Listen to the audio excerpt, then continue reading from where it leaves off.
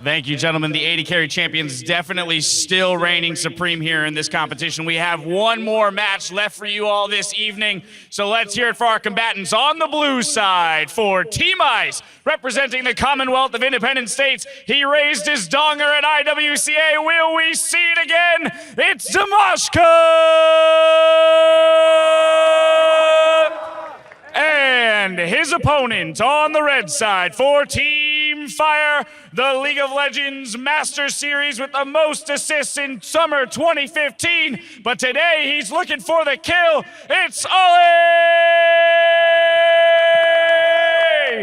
Now don't forget to feed the poros on your way to glory. Joke's on them, Dash. They didn't get those biscuits to feed him to. Very true. You can feed him wards. That's true. Just Is eat that this. count as cruelty? Probably. Yeah, I'm going to go with does. yes. To be fair, though, when poros explode, they explode into more poros, so then it's just kind of happiness all around. Basically mitosis at that point. It's like, boom! Cell division. Got it. Yeah, at the highest level. But either that or be perfected clone. enough about the science of poros. We're going to talk a little bit about Dimajke versus Olleh here. Brand is off the table. Come on, Heimerdinger. Give me a Heimerdinger matchup. If I remember rightly, it was Dimajke's Heimerdinger into Carbon, and Carbon, I think, was playing Kennen, and Heimerdinger had to win, and it was basically all said and done, and then he basically just lost because he got stunned by a Kennen. It was a really underwhelming end. Yeah. But it was an exciting game. And they left Lucian up. It seems more likely. We might have yet another mirror, but Olleh, for whatever reason, decides Morgana is something to hover. No, don't go Morg. You don't have enough damage on the pool early to actually push it through. A lot of people were saying, why wouldn't you go Morg? A lot of damage, a lot of damage. Not in the early levels. You really have to get a good amount of AP to actually make that push. So you have to basically go flat AP from your runes and then just take as much damage as you can, and then you can push. Against Solution, it actually doesn't matter, because he's going to be like, great, use your pool on your minions, goodbye half your damage. Well, the problem with trying to play the CS game is, it gives away the strategy, it limits your options, because the opponent knows you're not going to try and kill him. The one thing Morg will have, and it looks like we will get a Morgana locked in here, is a lot of crowd control. So once you get past 6, you do have the damage. You do have the Dark Binding that is going to lock people down. True. I just wonder whether Dimajke is going to take too much control early on in this game, because I don't think Morgana can respond to the damage output that Lucian has. Not only that, but it's going to be so hard to nail him with those skill shots. We've been seeing it time and time again whenever Lucian's come out on Howling Abyss, that he dashes, he dips, he dives, he dodges away from just about everything. And unless it's just a point blank, it's going to be so hard for this Morgana to really trade effectively. Oh yeah, very difficult, as you mentioned. You will have the dash. It's more related to what Olleh wants to play anyway, so he's trying to stick to his guns. Yeah, I guess it's not a bad pick. I just think this matchup isn't a particularly great one, especially when you consider that to actually get on top of him with the ultimate post 6, it will be kind of tough. You have to kind of wait. Well, he might die in the middle of the channel too. I mean, his Black Shield's not going to be effective at all. Yeah, and you just kind of hope that Lucian dashes towards you, which is not going to happen all that often. Unless he's going to kill you.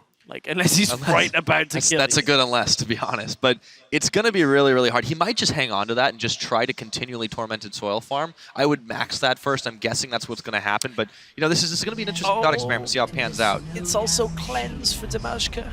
But flash for Olleh. Olleh can flash in with the ultimate. Oh, Olleh. This is the danger of going... But if he wants to do that, why wouldn't he have just gone like Annie or something? Olleh throws up the Team Fire logo for you with just about 2 range out from your auto attacks. But this is our last 1 versus 1. Likes to live dangerously. First time we're seeing Morg here. Yeah. Corrupting Potion as well.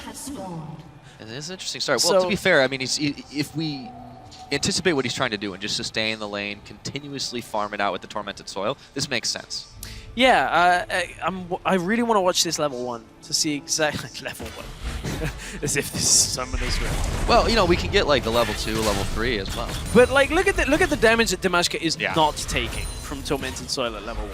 All of it, you mean? Now he has the push because he's already 2 minions up, and now Dimajke just chains the Piercing Light onto the 3 of them, gets the whole wave, and now Olleh is not going to be able to match that level 2. I think the tower is probably going to kill the last minion right as the wave hits, so he should be okay, but the Dimajke continues the damage down onto that front row of minions. things. Yeah. Olleh's starting to chase a little bit. He actually does trade decently with the auto attacks, but Dimajke is always going to be able to do a little bit better than that. Dashes forward, relentless pursuit of level 2. Olleh's zoned off. Yeah, Olleh doesn't have Dark Binding available yet. That is the one thing that Dimajke now has to be aware of, is if he steps out from beside the minion wave, he is just going to get bound up, and then Olleh will be able to return some damage, but not if he throws it into the minions. That's going to waste a lot of mana if that keeps happening. Double tap, dashes over. He knows he's got the time to do it. However, the minion aggro is starting to get a little strong for Dimajke. Doesn't trade effectively there. Yeah, not an effective trade at all. And you know, Dimajke with the Grasp of the Undying is going to be happy to just take these trades, because Olleh is not going to have the sustain. The Corrupting Potion has no charges left. So pretty much done with that first buy on the potion. Dimajke is lower on the health, though. He's still got his biscuit, though. That's the other scary thing about this. And now if Dimajke can go forward, he's going to look for it. Olleh, no! He's able to secure it. And he gets Dimajke dark bound for his trouble, too. Yeah, you can see, though, Dimajke and Olleh right now trading just back and forth on the damage. Olleh is really bound by his mana. That is one of the biggest problems now. He's completely out, so cannot really answer this. Look at it, only 9 CS to the 22 now of Dimajke. Dimajke seems to have been training with Kira on this 1v1 scenario. Make sure they get as many players into the second round as they can. They already have 2 for the CIS team. Well, if it'd be a third one off this one, I mean, very good showing for the CIS so far at the 1v1 tournament. Been impressed. It would be. It would be a very, very good showing. I think they may actually have more players through than any other region. I'd have to double check that. Well, and you know, it's almost guaranteed because we've got two Koreans going up against each other tomorrow, obviously. Yeah. This is very impressive. Yeah, I think, is it Korea that would have them 3 players through? Yeah. I actually think they only have 2. They only have 2. It's just Prey and Mad Life because FLICKR got beat. How about LPL? Uzi's through? Koro's through, and Rookie. So Okay, so LPL do have 3 +3 on a technicality of Uzi getting the buy, but it's okay. Yes. It's fine. You know, it's you know, it's random. It's okay. yeah, it's all good. Hashtag definitely not random. So 28 CS to 18 now. Now we're seeing Olleh with a little bit of AP from that Doran's ring. And he's able to get a bit back because that was free farm right now. But Dimajke still has this massive CS lead. He bought himself another Doran's Blade because that wasn't enough swords. He got a long sword as well. Still sitting on the biscuit. He's got the sustain. Once he hits 6, Olleh's got to watch out for a face full of culling. Yeah, as a reminder on this specific iteration of Howling Abyss is not the same as the ARAM map quite. You are limited to 2 Doran's items. Look at this trade from Dimajke. Yeah. Right around the back of the minion. Dodges everything. He keeps going. He wants to try and end this right now. Relentless Pursuit, the double tap, not enough damage. If he had the culling, he might have pulled it off. And really importantly, the reason Dimajke put himself in that position is he was forcing the flash from Olleh.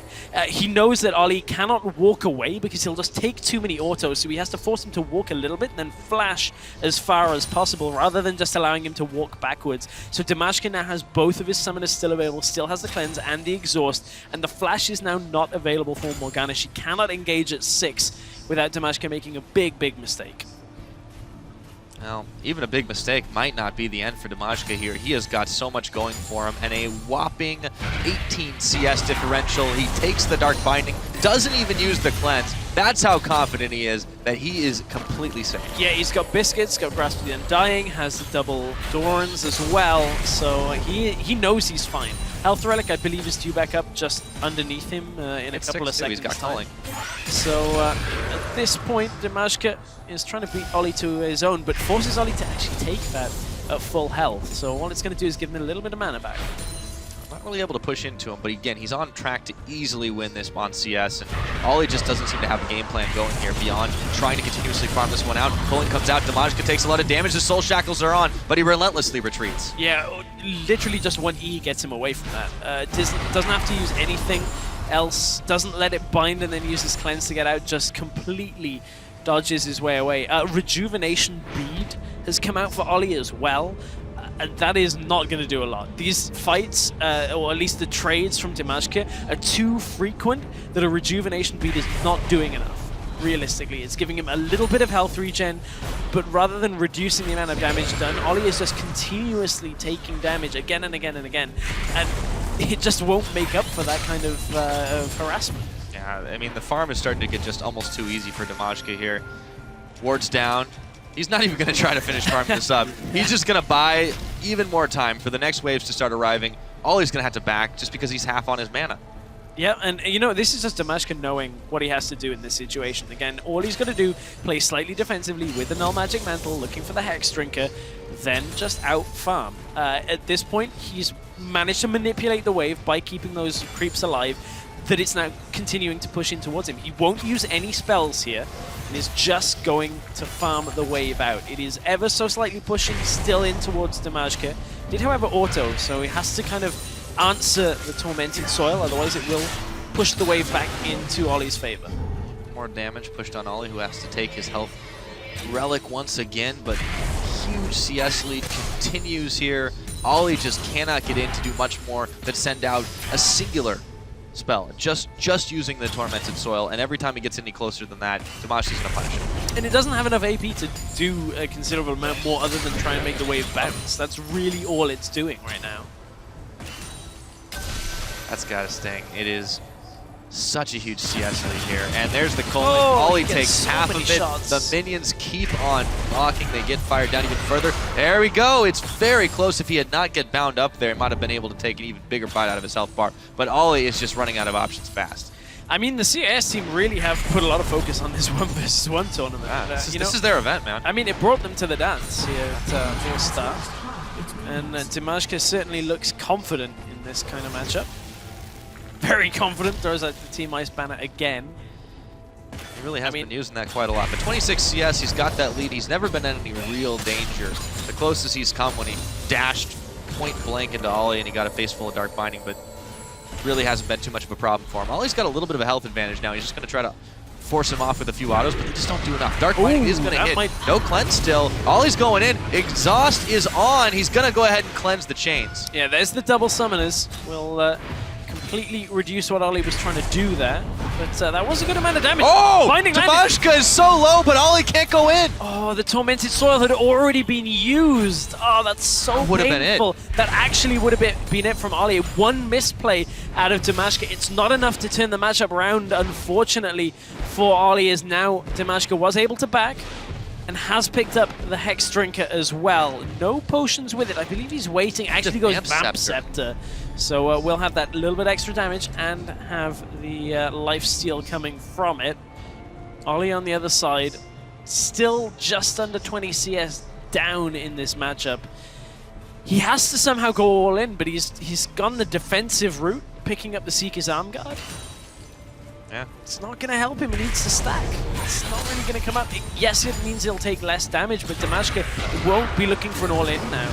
No, he doesn't need to anymore. He only needs 17 CS, but if he gets an opening, he might just do it.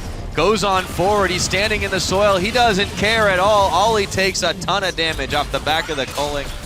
Minions keep on falling down. Dimajke knows he's got this one in the bag. It's all about cashing it in at the bank. However, one binding now that Cleanse is down means flash into the Morgana ultimate for the Soul Shackles and the Tormented Soil to follow up. So if Olleh can manage to land a binding, there is still a chance. There is still one last hope for him. We're on 91 CS. Within the next wave and a half, he has to hit a Dark Binding and go all in. He's on a ward. Dimajke, ooh, playing it a little bit risky, but knew he had the E. Close to the vest there. Dimajke returns fire, and Olleh is still forced back. Has to wait for the Dark Binding to come back off cooldown, but he is running out of options. 3 CS is all that separates Dimajke for another CIS win for Olleh, Team Ice. Olleh is going for it. The back's going. He's playing with them. He didn't send it out. Didn't have the confidence, and that might be the end. Yeah, I think that actually is it now, because what happens next is Olleh flash ults onto Dimajke, and Dimajke just focuses the minions. I don't think Olleh has enough damage without Ignite. Here's the flash into the ult. He's gonna manage to land the chains, however, but does he have any return fire damage? Tormented Soil's down. Olleh's tanking minion damage as well. The Hex Drinker pops. He just needs 1, 2, 3. That's all it's gonna be, and the Poros pop. Another win for CIS. Impressive performance in the first round by the CIS team, and they have put themselves 3 members for Team Ice through to the round of 16 just from the CIS region. The 1v1, the wild cards are definitely not the weakest link this time around. We already know now what's moving on to the next round, and this is going to be a fantastic 1v1 tournament already. Oh, yeah, we got a lot of interesting matchups in the next round. Kasa, Clearlove, Kira, Bjergsen. That one actually is like my highlight. Well, and a lot of cool potential ones too. Oh yeah, cool potential ones, and we're looking forward. But Kira Bjergsen is gonna really be like, this is possibly the winner of the entire thing. Yeah. And we don't want to give away too much of the bracket, even though we just saw all of it. So we're going to go ahead and let the analyst desk take it away for now. All right. And CIS is 3-2. Yes, and we're All back, right, Friggers. Yeah, I was just talking Sorry. about. I'm just going over the stats, man. Sorry, go ahead. On and please. off, Go always ahead. talking. Yeah, so I got all the stats for how all the regions are doing. NA's 3-2, Europe's 3-2, China's 3-1, Korea's 2-3, LMS 0-4. Really hurting us here in Team Fire. And CIS, right? Like the international wildcard's 3-2. Like just like how they got here in the first place with Kier crushing 1v1, winning record for the wildcards. Definitely. And with that, a lot of victories for ICE today. Yeah. In that landslide of 1v1 victories, there was one we'd like to highlight, though. It was in the matchup of Reckless versus Score, Kennen versus Lucian. It was a pretty good matchup. Who wants to take this? Defisho? Yeah, let's just roll the clip. Obviously, Reckless right now is behind in CS, and it looks like it's really bad for him. But he does get the stun, and he has all the minions hitting on Score as well. So stun, minions, just enough for him to win. He's one of the guys we're really expecting to go really far in this one. Yeah. He really wants to win. So Everything. I was getting disappointed already in the start when he was falling behind. Plus, I like his bands. Bands Don't out. point that gun at me. That's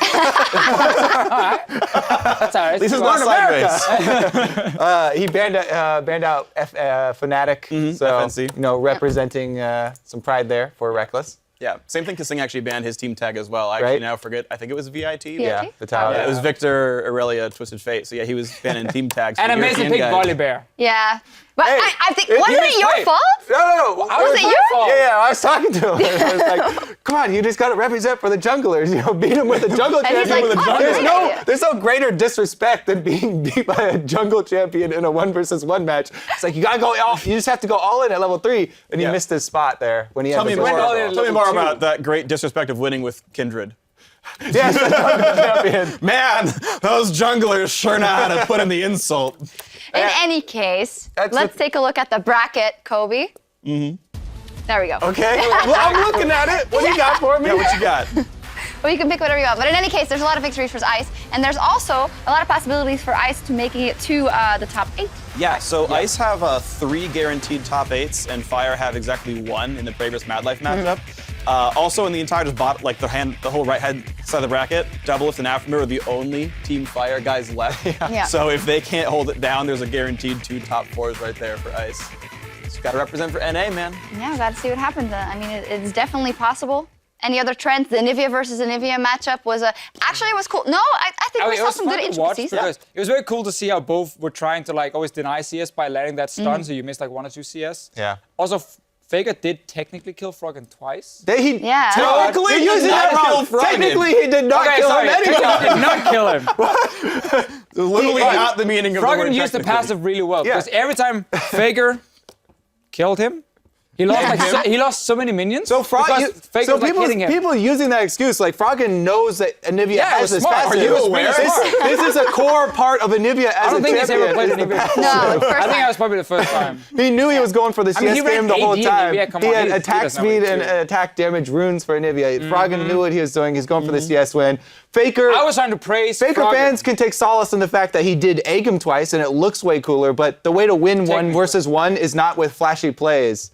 The way to win 1 versus 1 is a little bit more boring. Well, in Anivia versus Anivia, where it's practically impossible to kill someone through A because your cooldowns are all down. Yeah, so yeah, Froggen played it right. Good for him. Yeah. We learned a lot about the Bird versus Bird matchup, and there are still 100 points on the line today. Good for Team Fire, at least when we return. Korea is going to take on the players from the CIS in a regional matchup. Keep it tuned right here. The action picks up in 3.5. Is fresh AD good? I don't know. Kasing that goes and dashes in. Double exhaust is down. There's the vault up, forcing the barrier. Ziv is low, and that's it. But he doesn't want to get it down. Here we go. Trouble. Exhaust is down. One more shot, and Lift comes up with the win. He wants to finish this up. Can he do it? The stun! The outplay! Koro's healing up. Forgot all about that one. Oh, he got it! He's gonna be able to land it! And Koro takes the win. The snowball thing like you throw and then you like jump to them? No. That's so true. Oh, he got the tower He got a tower shot. This might make all the difference in the world as Aframu speeding himself away, but maybe not. Ignite's taking Crunch for the end, dying. He just needs 1, 2, 3. That's all it's going to be, and the Poros pop. Another win for CIS.